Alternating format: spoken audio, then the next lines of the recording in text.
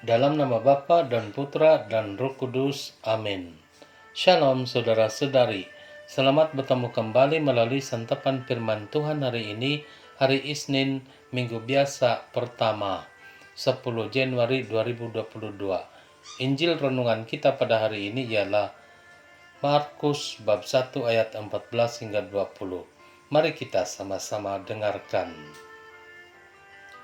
Setelah Yohanes Pembaptis ditangkap, datanglah Yesus ke Galilea memberitakan Injil Allah.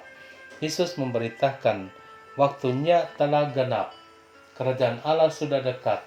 Bertobatlah dan percayalah kepada Injil. Ketika Yesus sedang berjalan menyusur danau Galilea, ia melihat Simon dan Andreas, saudara Simon.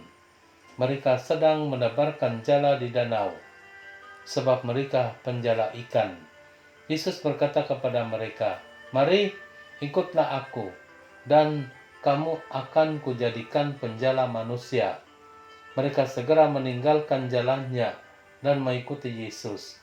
Dan setelah Yesus meneruskan perjalanannya sedikit lagi, dilihatnya Yakobus, anak Zebedius, dan Yohanes, saudaranya, sedang membereskan jala di dalam perahu.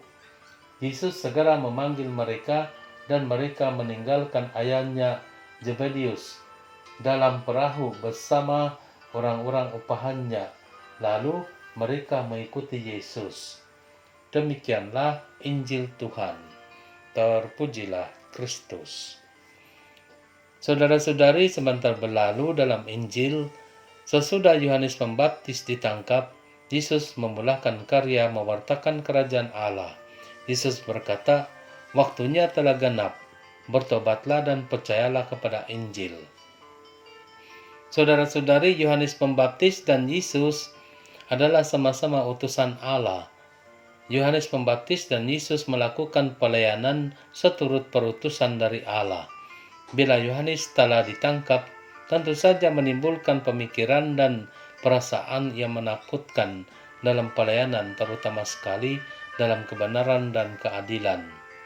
Tetapi bagi Yesus, penangkapan Yohanes tidak menghalang Yesus memulakan karya penyelamatannya. Yesus lebih lagi melihat betapa perlunya dan merasa sangat mendesak pewartaan dan penubuhan kerajaan Allah sebagai respon kepada pemerintah yang korup, buruk, dan jahat. Yesus malah berkata, waktunya sudah genap.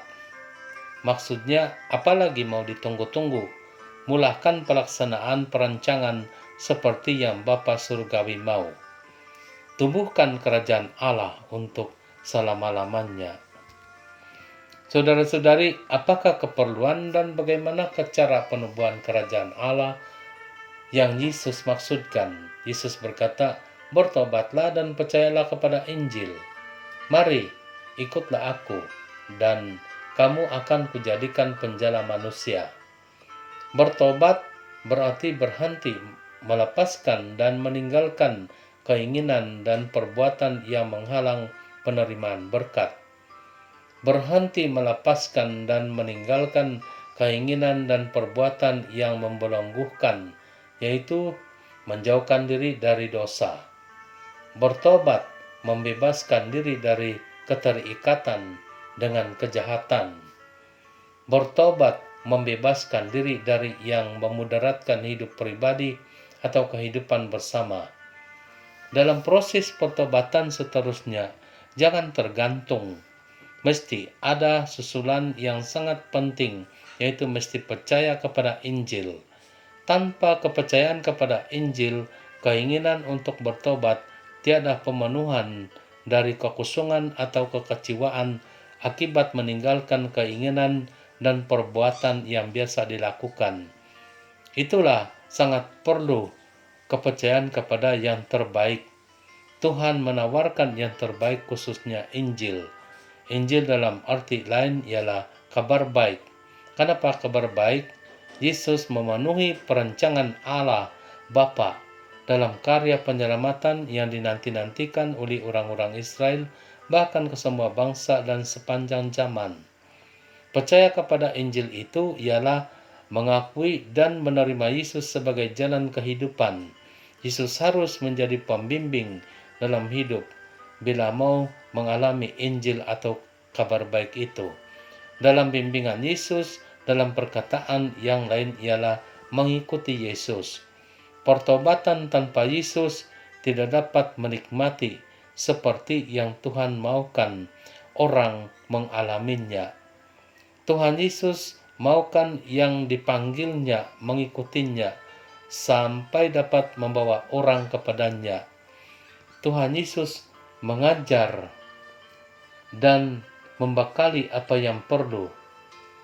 Tuhan adalah sumber kehidupan, maka Tuhan tahu kesemuanya. Itulah sebabnya Tuhan tidak ragu-ragu bercakap, "Kamu akan kujadikan penjala manusia." Maksudnya, kamu dapat membawa orang kepadaku, yaitu kepada Yesus, untuk mengalami kebaikan bersama Yesus. Semoga pada tahun ini kita dapat mengubah mindset, mengubah pemikiran kita dari hanya meminta-minta kepada berpartisipasi bersama dengan Yesus untuk memantapkan kerajaan Allah di bumi. Semoga Tuhan yang memberkati pelayanan kita dalam nama Tuhan, dalam nama Bapa dan Putra dan Roh Kudus. Amin.